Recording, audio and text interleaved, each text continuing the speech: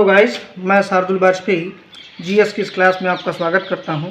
आज का हमारा टॉपिक है अनुच्छेद 32 संवैधानिक उपचारों का अधिकार।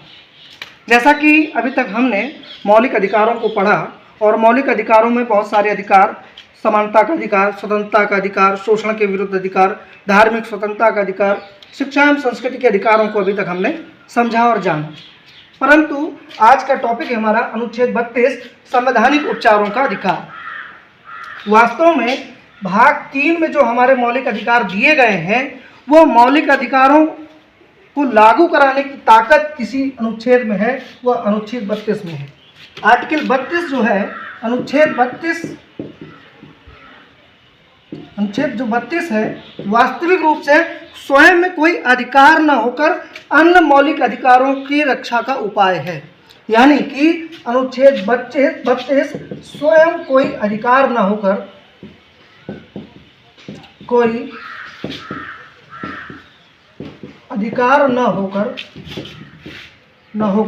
अन्य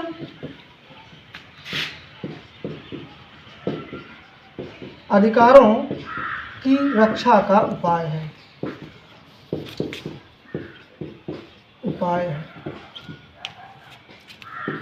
फिर आप आर्टिकल 32 के तहत अन्य अधिकारों को प्रवर्तित कराने के लिए, उनको लागू कराने के लिए आप सुप्रीम कोर्ट जा सकते हैं आर्टिकल 32 के तहत। यानी कि अनुच्छेद 32 के तहत अन्य अधिकारों को, अन्य मौलिक अधिकारों को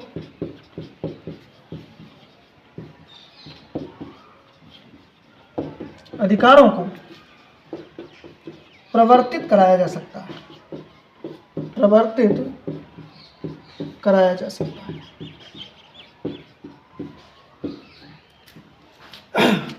आर्टिकल 32 के तहत मौलिक अधिकारों का हनन होने पर आप सुप्रीम कोर्ट जा सकते हैं। कहाँ जा सकते हैं? Supreme court. अन्य अधिकारों को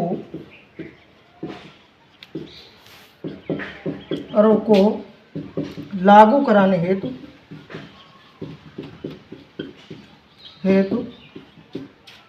सुप्रीम कोर्ट के सम्मुख याचिका प्रस्तुत करने का अधिकार अनुच्छेद 32 देता है। यानी कि इस तरह से हम समझें कि अनुच्छेद 32 स्वयं में कोई अधिकार न होकर अन्य अधिकारों की रक्षा का उपाय है। यह हमारे अन्य जो मौलिक अधिकार हैं उनकी रक्षा करता है। अनुच्छेद 32 के तहत मौलिक अधिकारों को लागू कराया जा सकता है, लेकिन लागू कौन करेगा? लागू कराने के लिए आप सुप्रीम कोर्ट के सम्मुख याचिका प्रस्तुत कर सकते हैं और सुप्रीम कोर्ट अनुच्छेद 32 के तहत 5 प्रकार के रिट्स जारी करता है, 5 प्रकार के आदेश जारी करता है, रिट्स या आदेश देता है।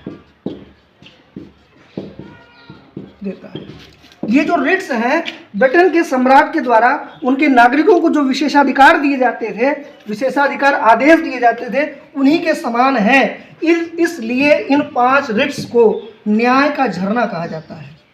न्याय का झरना कहा जाता है। इस तरह हमारे इन मौलिक अधिकारों का संरक्षक कौन है? सुप्रीम कोर्ट है। सुप्रीम कोर्ट मौलिक अधिकारों का रक्षक है, मौलिक अधिकारों का संरक्षक है। इस तरह से ये 5 रिट्स हैं। आइए समझते हैं हम अगली कड़ी में इन 5 रिट्स के विषय में। सुप्रीम कोर्ट हमारे मौलिक अधिकारों की रक्षा करता है। 5 रिट्स सुप्रीम कोर्ट इसके तहत अनुच्छेद 32 के तहत जारी करता है जब आपके अन्य अधिकारों का हनन हो रहा होता है।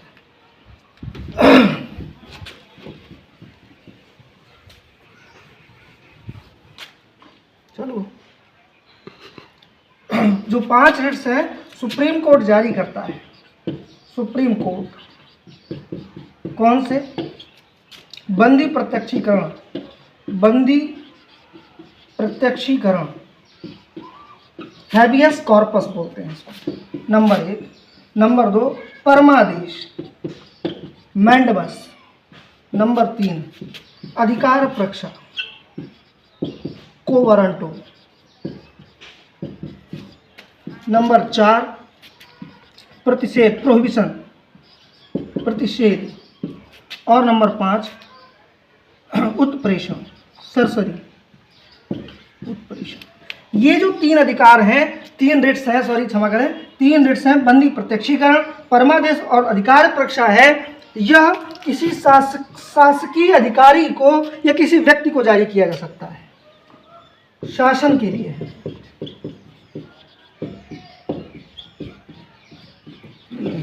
परंतु प्रतिषेध और उत्प्रेषण जो अधीनस्थ न्यायालय है उनके लिए सुप्रीम कोर्ट जारी करता है। न्यायिक या अर्ध न्यायिक जो संस्थान होते हैं उनके लिए, न्यायिक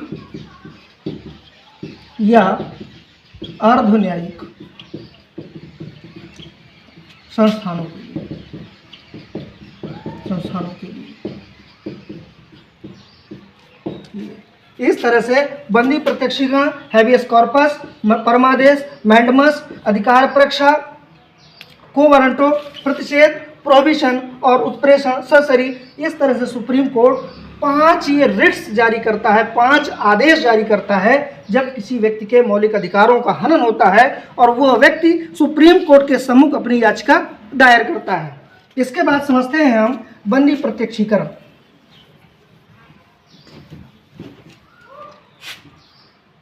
बंदी प्रत्यक्षीकरण, इसके तहत सुप्रीम कोर्ट किसी व्यक्ति को गिरफ्तार करने वाले अधिकारी को यह आदेश देता है कि वह अधिकारी टू ब्रिंग द बॉडी उस व्यक्ति को जिसको गिरफ्तार किया गया है सशरीर न्यायालय के समक्ष प्रस्तुत करे। ठीक है, जिंदा या मुर्दा, सशरीर न्यायालय के समक्ष प्रस्तुत किया जाए और उस गिरफ्तार व्यक्ति पर लगाए गए आरोपों की जांच की जाए। यदि वह सत्य है तो मुकदमा चलेगा, अदरवाइज नहीं चलेगा। यह है आपका बंदी प्रत्यक्षीकरण, हैबियस कॉर्पस। अगला आदेश जारी करता है सुप्रीम कोर्ट, परमादेश, मैंडमस। परमादेश मैंडमस बोलते हैं। सुप्रीम कोर्ट कहता है वी कमांड, हम आदेश देते हैं। वी कमांड, हम आदेश देते हैं किसी प्रशासनिक अधिकारी को, किसको? किसी प्रशासनिक अधिकारी को उसके अधिकार में रहकर कार्य करने का आदेश देता है सुप्रीम कोर्ट। किसको? किसी प्रशासनिक अधिकारी को, प्रशासनिक अधिकारी को अधिकार में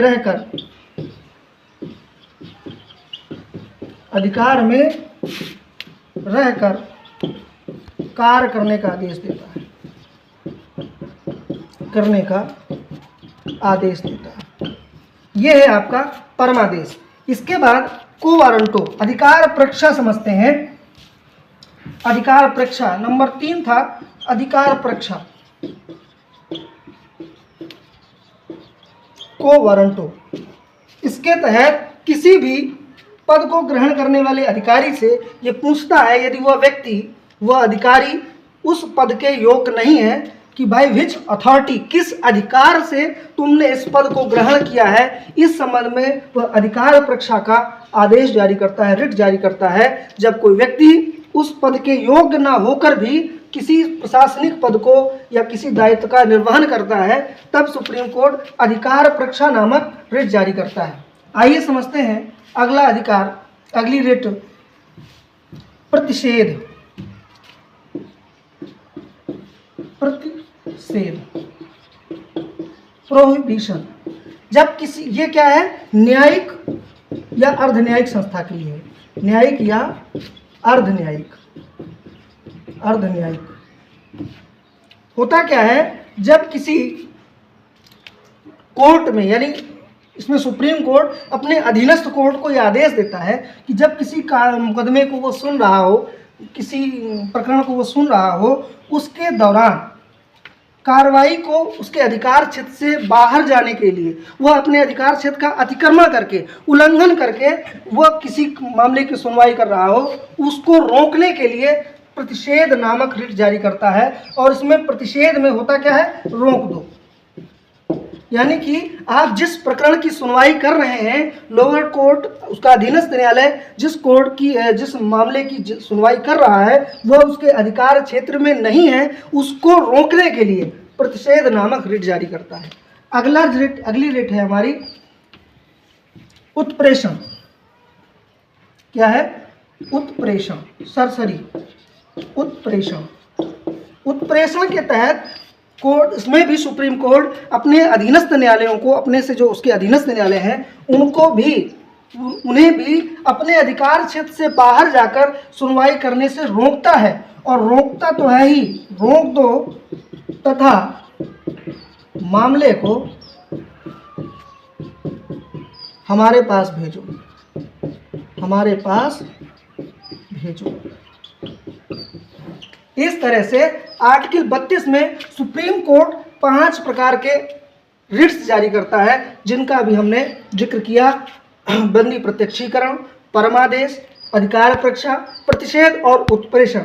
आर्टिकल 32 को डॉक्टर अंबेडकर ने संविधान की आत्मा कहा और उन्होंने कहा कि अनुच्छेद 32 के बिना जो हमारा संविधान है वह अर्थहीन है।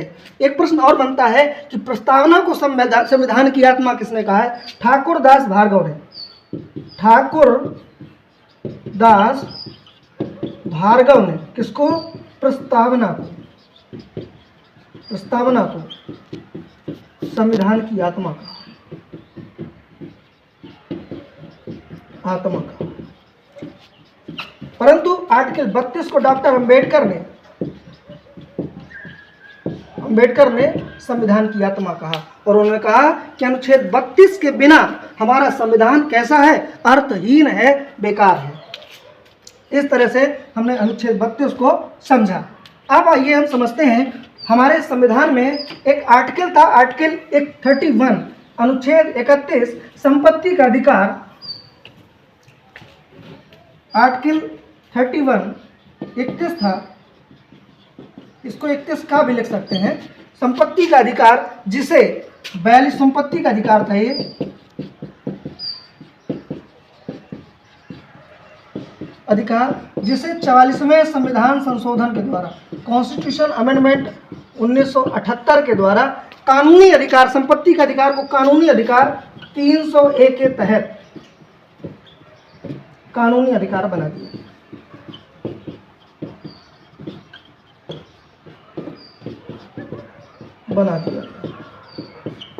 ठीक है। आइए अब जो हमारे ये मौलिक अधिकार हैं, ये मौलिक अधिकार नागरिकों को भी प्राप्त हैं और कुछ मौलिक अधिकार सभी को प्राप्त हैं जो गैर नागरिक भी हैं। तो आइए समझते हैं कौन से ऐसे अधिकार हैं जो सिर्फ और सिर्फ भारतीयों को प्राप्त है, यानी भारत के नागरिकों को प्राप्त है। वह है भारतीयों को प्राप्त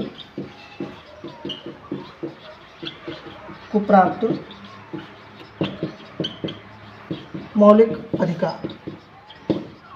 भारतीयों को 14 से लेकर 32 तक सभी अधिकार प्राप्त हैं, 31 को छोड़कर।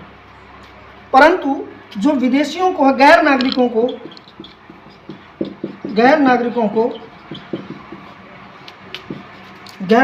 14, 17, 18, 20, 21, 22, 23, 24, 25, 26, 27 और 28 प्राप्त है।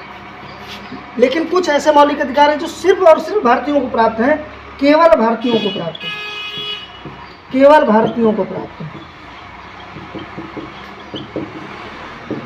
हैं। 15 ये विदेशियों को प्राप्त नहीं है। 16 नियोजन में समता, विदेशियों को प्राप्त नहीं है। अनुच्छेद 19 6 प्रकार की स्वतंत्रताएं हैं, केवल और केवल भारतीयों को प्राप्त हैं। 29 और 30 अल्पसंख्यकों के शैक्षणिक संस्थानों के लिए है और आर्टिकल 30 उनके शैक्षणिक संस्थान स्थापना के लिए है। इस तरह से केवल भारतीयों को जो प्राप्त है, संस्कृति एवं शिक्षा का अधिकार अनुच्छेद 30, 29 और 30, 15, 16 और 19 ये केवल और केवल भारतीयों को प्राप्त है। गैर नागरिकों को 14, 17, 18, 20, 21, 22, 23, 24, 25, 26, 27 और 28 इस तरह से अनुच्छेद प्राप्त है। इस तरह हमने ये मौलिक अधिकारों का टॉपिक कंप्लीट कर लिया है। इसमें 33, 34 और 35 भी हैं, जिनको आगे जो हम DPSP शुरू करेंगे तो स्टार्ट में आपको बता देंगे। बहुत बहुत शुक्रिया आपका। Thank you so much.